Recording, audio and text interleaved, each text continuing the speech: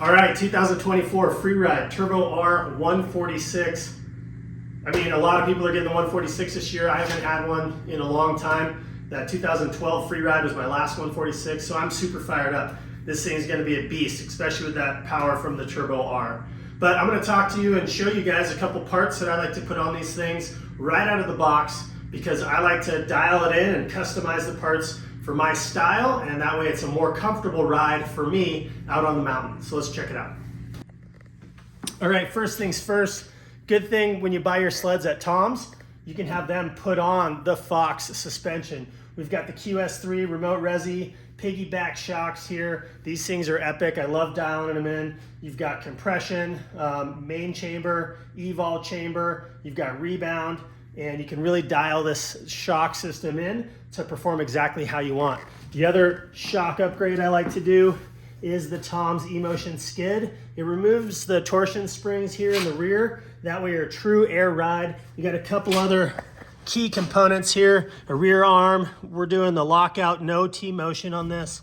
We've got some throttle rods, and different geometry here. And then again, the QS3 on this thing, so it's a 1, 2, 3 click adjustment with a main air compression chamber and a rebound, and a evolve chamber along with a rebound setting, and then the front track shock is just a float. So those shocks really make the sled ride how I like it. I can dial it in and have the stroke soft where I like it, stiffen up when I like it, and man, there's nothing that beats that Fox suspension. So that's hands down number one. And like I said, when you buy your sled at Tom's, they can put that in there for you to make it really easy so you don't have to drop the skid or anything. Okay, next up is the Cheetah Factory Racing bar setup. I like to replace the stock bars, however, they have lowered them over the past few years, and now it's a pretty comfortable height, but I do like the Cheetah setup. This year I've got a Boondocker 2.0 bar that I'm gonna put on. I really like the sweep. I like the diameter. It's pretty beefy. It's got a 2-inch rise on it. And I like where it puts me on the sled when I'm riding it. I'm doing a 3-inch riser for now, and I have a 2-inch riser as well. So I'm gonna play with that a little bit and see which one I like better. I think in the 146, the fact that it's gonna be in wheelie mode, I'd say 95% of the time, I might want a shorter riser on there because the sled's gonna be up in attitude. So we're gonna see how that goes. And yeah, let's go ahead and put those on.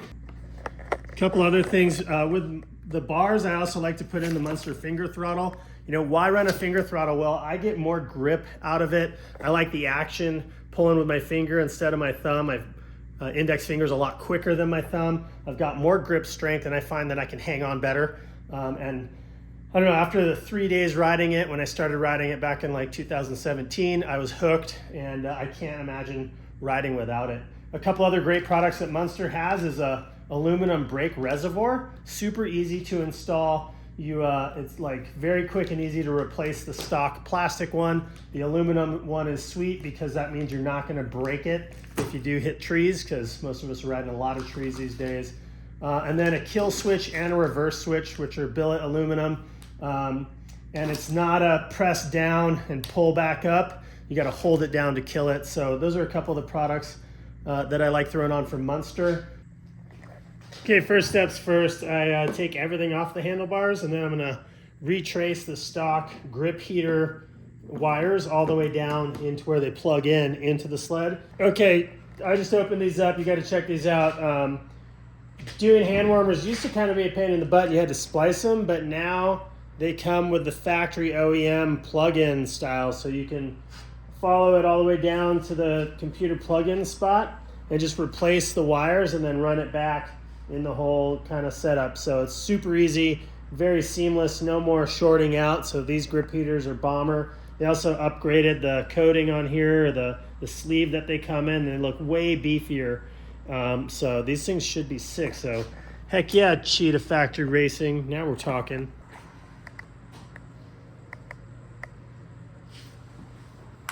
All right, as you can see, I'm almost done with the process here. Got the bars on, risers on, everything wired, grips on. Yeah, I'm gonna go ahead and tie it all up and zip tie the wires in and be all good to go. All right, so I just got the Outerimpact brake lever on. The cool thing about this brake lever is it breaks away this way. And then it also has an adjuster, so you can actually dial in where it sits. So people with small hands or like the brake really close can dial it closer, or you can make it farther away. It's pretty sweet. So just with the spin of this dial here, kind of set it wherever you want it. And yeah, it's pretty sick, this thing. I'm pretty stoked. This is a new lever for this year. So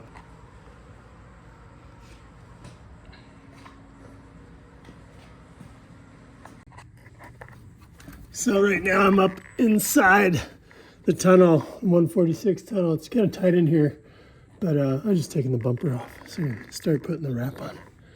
Yeah, that's pretty sweet. Oh yeah, there we go. Now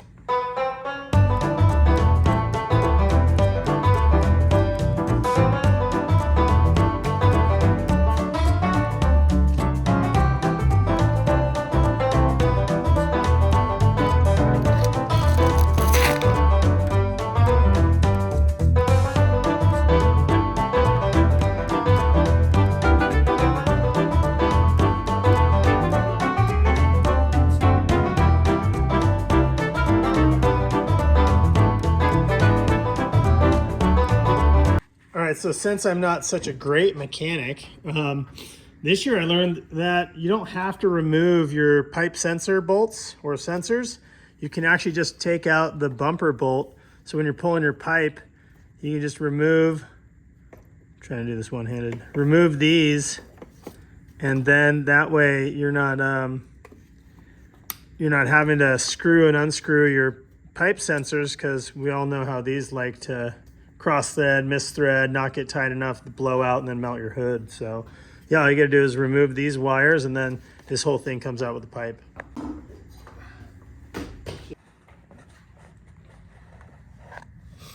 This guy's in. Got these ones, gotta drill 2 more holes. Got everything snugged up and lined up and looking good. All right, got it all put back together. Front bumper installed. Nice and stout, got plenty of contact points, even got some protection underneath. So pretty stoked on how this thing's turning out. It's yeah, it's looking really good. It's got the added protection I always like to run, but stoked to be doing a deal with Backwoods BMP. So more to come on that. And yeah, we've got bumpers, spindles. This sled's getting tricked.